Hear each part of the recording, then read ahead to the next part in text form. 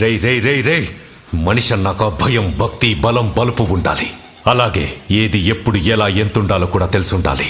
తెలుసుకుంటే బాగుపడతావు, లేకపోతే పైకి పోతావు.